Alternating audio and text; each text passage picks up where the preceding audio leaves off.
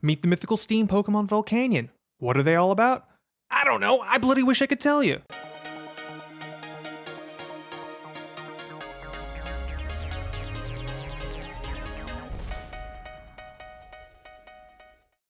Here's my second attempt at a Pokemon video focusing on one mon at a time. Today I'm talking about Volcanion, who I might consider the second worst mythical Pokemon. If you want to hear me rant about the first, watch this video, then come back here. I promise this one will be better. In the Zarude video, I feel the main argument and tipping point for Zarude being the worst mythical Pokemon was the oversaturation of their characteristics. So I'll start off this video with saying the parts that are cool about Volcanion, which there are a few of. Immediately, their design is super creative. It's like a Shisa or a Komayanu, and I've always wanted a Pokemon based off of one of these or the generic gym statues.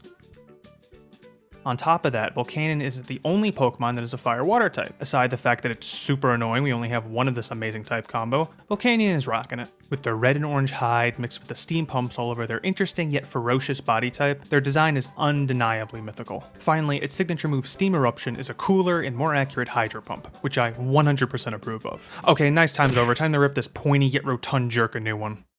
Volcanion is the final entry to the Kalos Pokedex from Pokemon X and Y. One of the best parts about X and Y coming out was this was the first main series Pokemon game to release worldwide at the same time. So when Volcanion and his mythical buddies were leaked in Koro, then officially announced a few days later, I was excited to be able to get it when everyone else did. The joke is obvious, it didn't come out everywhere at once. Like usual, they gave it to Japan first. America and the PAL region didn't get it until way later in the year, months after Japan. This complaint is slightly hypocritical of me because when the game's updated with their data, a buddy of mine hacked them all in and I did get them instantly. Along with Diancie, Magearna, Hoopa, Eternal Flowette, you will get your own video, I swear to God. But this worldwide release model did not extend to the new mythicals, and for most people, Volcanion was unobtainable for a while. Some might say this is not a bad thing. We know nothing about them, maybe they'll tell us more before the movie.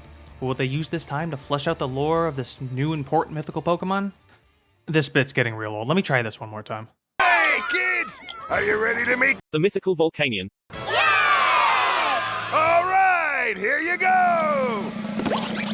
Hey, kids! Thank you all for coming! Thank you! Buy more Pokemon merch and games. It's well known that the Kalos region did not get enough time in the sun to be well explored. But mythicals like Diancie, Hoopa, Magearna did add to the flavor of the setting. One character in Kalos mentions how it may have a unique organ to turn water into steam. Duh, you really think so? Are you sure about that? You want to take another look? Maybe, I don't know, steam? I don't know where the hell you got that from. There's one report suggesting it destroyed a mountain range to level out the region, but nothing backs that up and it has no power scaling to prove it. Other than it lives in mountains, we got squat on actual lore. One thing I want to quickly mention about Volcanion's distribution, this generation became the one that really solidified the practice we see today with mythicals, where you just get them with a code and that's it. No new, admittedly bland islands like in Diamond and Pearl, no new story sections like in Gen 5, just drip-fed codes from GameStop or some other bullshit. Which if that's the case, and there's no dev time beyond making the Pokemon itself, which we all know they basically have done when their respective games come out, right? Like, let's not kid ourselves, these mons are DLC withheld at release. It's a scummy practice we shouldn't tolerate. Despite the fact that it happened in Pokemon Go, Meltan's release was pretty interesting and engaging, compared to Zeraora, who just fell out of the Pokemon Company's breakfast cereal. So when we actually got Volcanion, all we got was its extra Pokedex entries, which now confirm its ability to blow mountains away. But as every Pokemon fan knows, the Pokedex is a load of over-exaggerated dribble. But before the rest of the world got Volcanion, in July 2016 we got their debut movie, Volcanion and the Mechanical Marvel. Oh cool, Magearna's in it too, I guess they're tied together in the lore somehow? I wasn't expecting that. What's this movie about? I say like I haven't seen it multiple times for this video. The 19th Pokemon movie is about how the Azoth Kingdom wants to use Magearna's soul heart, the thing keeping it alive, to power a flying fortress to be evil or something. Ash and friends go to stop them and save Magearna. And Volcanion is also there.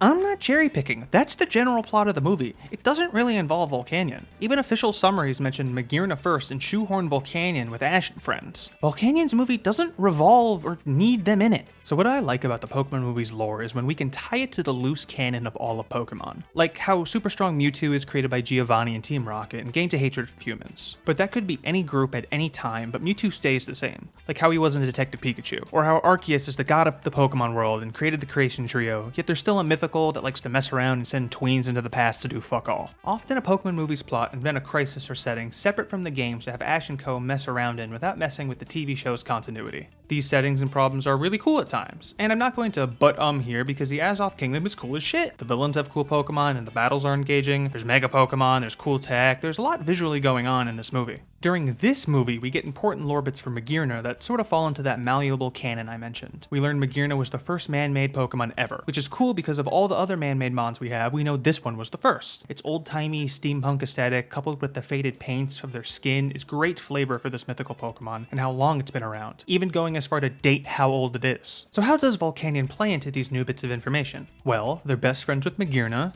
and that seems to be it. Like, literally. Like, that's all we get. Volcanion is shown as a generic protector of dumb small baby Pokemon with a dislike for humans with no greater purpose. They even say in the movie that they're a mythical Pokemon and to watch out, but not because it'll send you back in time or summon a Wailord over your head or it'll blow you away like a mountain, just because. They do nothing notable or substantial in this movie beyond this specific Volcanion's character arc. Metagross, Aegislash, Florges, Hydreigon, Probopass are just a few Pokemon that could have done basically the same stuff Volcanion did in his own movie, which was fly around and do big attacks while pissing off Ash. As per usual, a movie comes and goes, and that mythical Pokemon, for the most part, is forgotten for a long time. As of the recording of this video, that's still where we're at. No manga appearance, it just shows up as a spirit in Smash Bros. Ultimate. It wasn't even in the Mystery Dungeon game of that generation. What legacy has Volcanion left?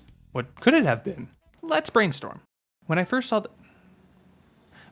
trailers for this movie, I thought the Steampunk Kingdom would use Volcanion in some. There's fucking honking. There's honking going on. Someone's just honking. When I first saw the trailers for this movie, I thought the Steampunk Kingdom would use Volcanion in some way to power their technology. You know, steampunk, steam Pokemon, giant water pumps on its back. I mean, it was right frickin' there. Or I at least thought the society used Volcanion as inspiration for forwarding their tech, like Meloetta does for music or Arceus does for lunatics. Well, none of that came to be, so what could Volcanion do? I think to keep the same vibe with their mythical siblings, they could have at least another form. Like everyone else got one, but not them. But what aspect could this form play into?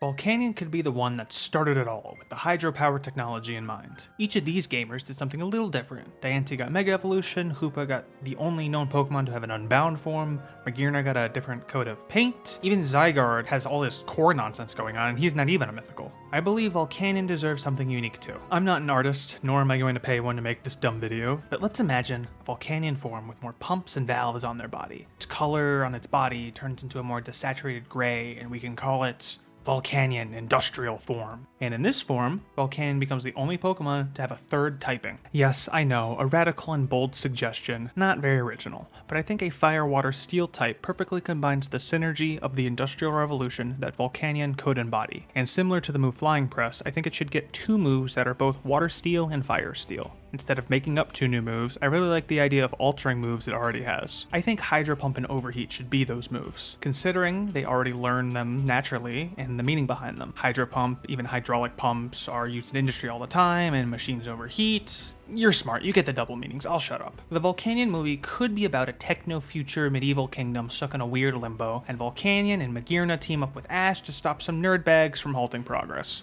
Now you got a cool modern versus tradition movie that still has all the titular characters, cooler themes, maybe we could bring in some reoccurring characters. This was literally my first idea, sitting at my desk during a work meeting. I'm sure the designers and writers at a billion-dollar corporation could have come up with something to trump this, but the point is, they didn't. Volcanion isn't presented as a mysterious Pokemon we aren't meant to understand. Yet we know so little it frustrates me to call it a mythical Pokemon. It's not my favorite, and I've never met anyone who said anything nice about it that wasn't forced to. New players can be just as confused as I was back then in the bad year about what this Pokemon's all about. But there's still no official Eternal Flawed. Just let me have this Game Freak! God damn it, I deserve one!